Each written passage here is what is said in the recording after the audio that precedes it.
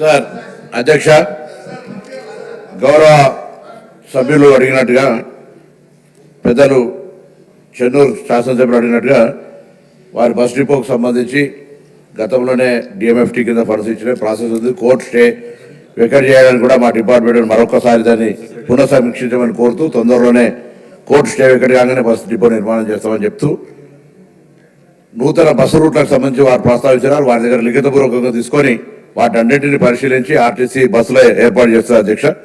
తర్వాత గౌరవ వేములవాడ శాసనసభ్యులు అడిగినట్టుగా వేములవాడ రాజరాజేశ్వర స్వామి అంటే చాలా ఒక దక్షిణ కాశీ లాంటి టెంపుల్, శివరాత్రికి సంబంధించిన జాతర వస్తుంది. ప్రత్యేకంగా ఎప్పుడు కూడా జాతరకు బస్సులు నడుపుతాం. అదేవిధంగా భక్తుల సంఖ్య పెరుగుతున్న దృష్ట్యా రోజువారీ కూడా బస్సులు నడిపేటువంటి ప్రక్రియలో ఇప్పటికే ఆ సంబంధిత జిల్లా శాఖ మా అధికారులందరికీ కూడా సూచనలు చేయడం జరిగింది. దాంతోపాటుగా వేములవాడ, కొండగట్టు, ధర్మపురి ముగ్గురు టెంపుల్ పక్కపక్కన ఉంటాయి.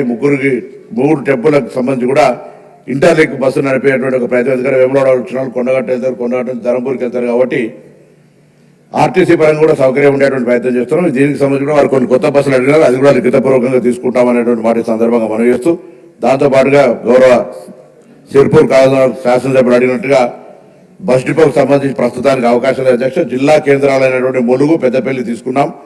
ఇప్పటికి కూడా రాష్ట్రంలో ఒక పాలసీగా జిల్లా కేంద్రాలు, ఎందుకంటే దాదాపు 10-12 ఏళ్ల కింద డిపోలు తప్ప కాలేదు కాబట్టి ప్రస్తుత పరిస్థితుల్లో డిపో ఏర్పాటు వెంటనే చేయలేం, కానీ పరిశీలనలో ఉంటుంది. తప్పకుండా స్థలానికి సంబంధించి మా శాఖ అధికారులకు ఏదైతే ఇప్పటికే మీరు స్థలం ఆర్టీసీకి డిపో కొరకు తీసుకున్నారో దాన్ని రక్షించుకుంటాం. దాంతోపాటుగా కొత్త రూట్స్కు సంబంధించి కూడా వారిని పరిశీలన చేస్తామనే మాట మనం చేస్తూ ఆర్టీసీకి సంబంధించి 2-3 అంశాలుగా ఈరోజు ఆర్టీసీ 1958లో పెట్టిన తర్వాత అధ్యక్ష, తెలంగాణలో మనం 2014 బైఫర్కేట్ అయిన తర్వాత ఆనాడు 58,000 మంది ఉద్యోగస్తుల సంఖ్య ఉంటే ఇప్పుడు మేము 2023 డిసెంబర్కి వచ్చే నాటికి 40,000 మంది ఉద్యోగస్తులు అయిపోయినారు అధ్యక్ష. దాని తర్వాత బస్సుల సంఖ్య కూడా అప్పటికొక కరోనా కావచ్చు సమయ సందర్భంలో కూడా బస్సుల సంఖ్య తగ్గించినారు.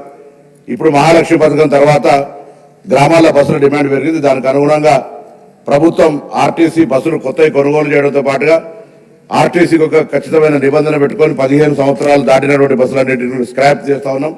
అటువంటి బస్సుల రిప్లేస్మెంట్కి సంబంధించి కొత్తగా ఒక 1000 బస్సులు ఆర్డర్ చేయడంతో పాటుగా తెలంగాణలో ఉన్నటువంటి అక్కా చెల్లెలందరి దగ్గర, మహిళా సంఘాల దగ్గర నుంచి మండల సమైక్యాల దగ్గర కూడా బస్సులు కొనుగోలు చేసి ఆర్టీసీ హైర్ పద్ధతిన నడపడానికి ప్రభుత్వ పాలసీ నిర్ణయం తీసుకుంది అధ్యక్ష.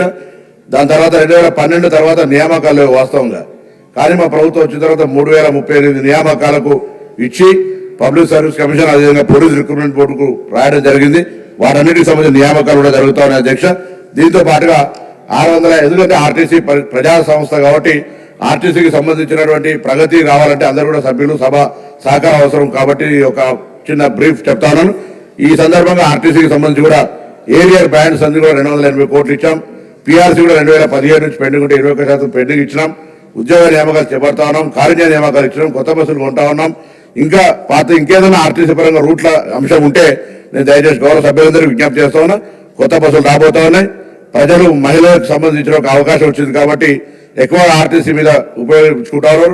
గతంలో 40, 50, 60% ఉన్న ఆక్యుపెన్సీ 100% దాటిపోతున్నటువంటి సందర్భం లోపల నేను గౌరవ సభలో ఉన్న సభ్యులందరి సహకారాన్ని మీ ద్వారా ఆర్టీసీ ప్రగతికి, ప్రజల యొక్క పేద ప్రజలకు సంబంధించినటువంటి ఒక లైఫ్ లైన్ అయినటువంటి ఆర్టీసీకి అన్ని రకాల సహకారం ఉండాలని మీ ద్వారా కోరుతా ఉన్నా అధ్యక్ష.